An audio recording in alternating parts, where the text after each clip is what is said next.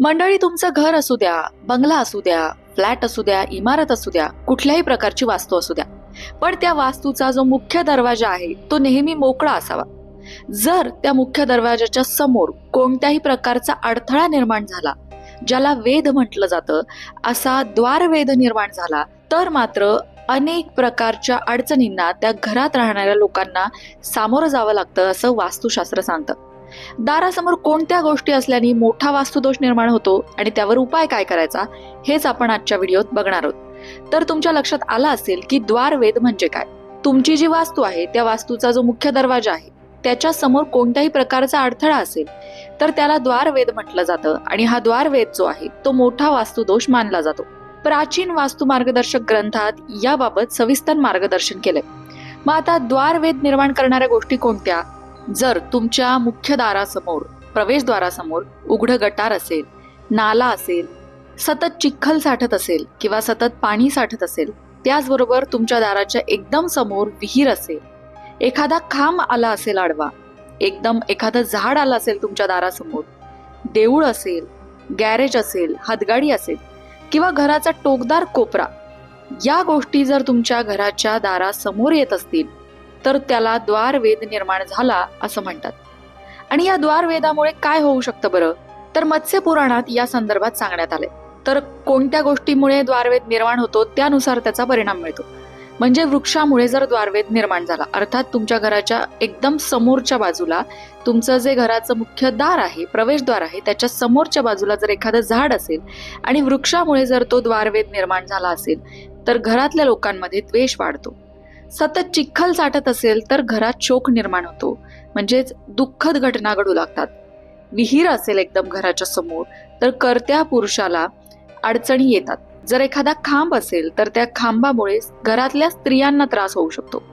जर घराच्या मुख्य प्रवेशद्वारासमोरच एकदम एखादं देऊळ असेल तर त्यामुळे सुद्धा अनेक अडचणी निर्माण होतात.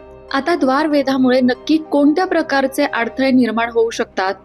तर विकासात अडथळे येतात, घरातल्यांची प्रगती खुंटते, आर्थिक उन्नतीमध्ये अडथळे निर्माण होतात, व्यापार किंवा उद्योग असेल तुमचा काही तर तो वृद्धिंगत होत नाही, वाढत नाही.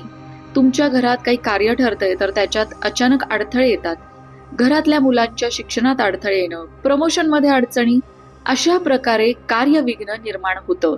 आणि एकंदरीतच द्वारवेधामुळे अनेक अडचणींना घरातली लोक सामोरी जातात. आता तुम्ही म्हणाल, तुम्ही समस्या तर सांगितली पण उपाय सुद्धा सांगा. साधे सोपे उपाय आहे ज्यामुळे जरी तुमच्या घरात द्वारवेध निर्माण झाला असेल, तुमच्या दारासमोर एखादी गोष्ट असेल जी तुम्ही नाही काढू शकत, तरी तुम्ही काही उपाय करू शकता ज्यामुळे द्वारवेधाचा जो काही दोष आहे तो निघून जाईल. काय उपाय आहे? पहिला उपाय म्हणजे घरात कृष्णाची बासरी लावावी. तुमच्या प्रवेशद्वाराच्या समोरच्या बाजूला तुम्ही भगवान श्रीकृष्णांची बासरी लावू शकता किंवा घरात दरवाजासमोर जपमाळेचं चित्र सुद्धा तुम्ही लावू शकता. घरात पेटत्या दिव्याचं चित्र लावणं हे सुद्धा द्वारवेधावर उपाय मानलं जातं. आणखीन एक चांगला उपाय म्हणजे घरात नमस्काराचा हात असलेलं चित्र लावावं. म्हणजे 2 हात जोडून नमस्कार केला जातोय असं जे चित्र आहे ते तुम्ही तुमच्या घरात लावू शकता.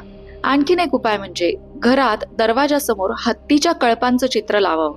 हत्ती सुख समृद्धीचं कारक मानला जातो आणि त्याचं चित्र तुम्ही तुमच्या घरामध्ये लावू शकता, ज्यामुळे द्वारवेध दूर होतो. घरात दरवाजासमोर कमंडलूचं चित्र लावणे देखील लाभाचे ठरते. आपल्या घराच्या मुख्य प्रवेशद्वाराच्या समोर द्वारवेध येत असल्यास त्याला उपाय करता येतो, त्यामुळे घाबरून जाण्याचं कारण नाही. जे वेगवेगळ्या प्रकारचे वास्तुदोष सांगितलेले आहे वास्तुशास्त्रामध्ये, त्यामध्ये द्वारवेध हा एक अतिशय महत्वाचा वास्तुदोष सांगितलेला आहे आणि त्यावर उपाय करणं गरजेचं आहे. तर उपाय काय करायचे ते सुद्धा आपण आता या व्हिडिओमध्ये पाहिले. एकंदरीतच तुमचा घराचा जो प्रवेशद्वार आहे तो अडथळा विरहित असावा. कुठल्याही प्रकारचे अडथळे त्याच्या समोर असू नयेत.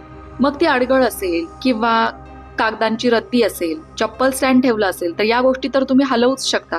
सामानाची न लागणारी बोचकी असतील, अनावश्यक वस्तू असतील, असं तुम्ही घराच्या बाहेर साईडला टाकून दिलेलं आहे आणि ते तुमच्या दाराच्या समोरच येतंय, तर ते सगळं तुम्ही स्वच्छ करणं गरजेचं आहे. कारण घराचं जे प्रवेशद्वार आहे तिथूनच सुख समृद्धी आणि माता लक्ष्मी प्रवेश करते.